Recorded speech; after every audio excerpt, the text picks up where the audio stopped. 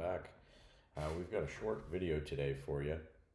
We've got our API set up and we are finally ready to do some actual interesting things, and I'm excited for the next few videos myself. We've been hard coding everything, which it's not very fun, let's be real. So we actually want to get a database set up and running, and that's what we're going to do today.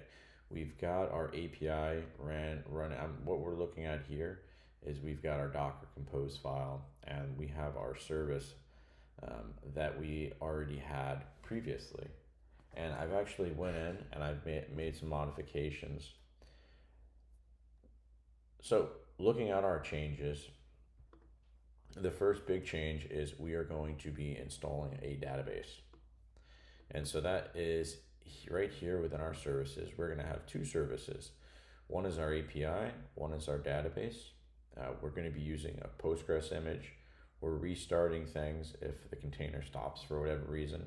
We're going to put in a temporary password, and we're going to work on secret management and how to store those in future videos. We're going to go with the default ports. And then we're going to be using a volume, and that way our Postgres data is actually going to be persistent. If we destroy these images, we don't want all our data to go away. And so we're going to be using one of these volumes, and we're setting that up here. And in addition to that, we are going to be telling our service about our database. We're not going to be running our service until our database is actually running. We'll probably end up moving some of these around, especially these passwords and things like this. But for now, let's jump in and let's actually run. Let's get our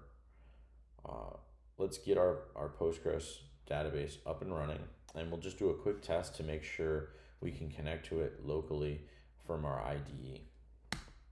So we're going to Docker up. We'll get some messaging here. Our API is running, our database is running, and you'll see here we've got a little helper within my IDE where I can actually go and connect to the database right within the IDE itself. And so let's go ahead and set up that connection, and we can see if it's actually working. So our host is going to be our local host. Remember, we've created a port on our host at 5432 that is actually tunneling over to our port in the Postgres service, and that's at 5432. So we're going to keep these at the defaults. Our username, the default username for Postgres is Postgres. We've specified here. So we're going to put Postgres in, and then our password is just temp password. And if we do this, we apply, we'll test our connection. We should come back green. So here we go. We are actually already in. We have no schemas. So nothing is really going to show up here. We might get some things that Postgres uses internally within our schema. Yeah, we'll see some server objects and stuff like that, but it's nothing that we're actually using yet. So that's going to be it for today's video.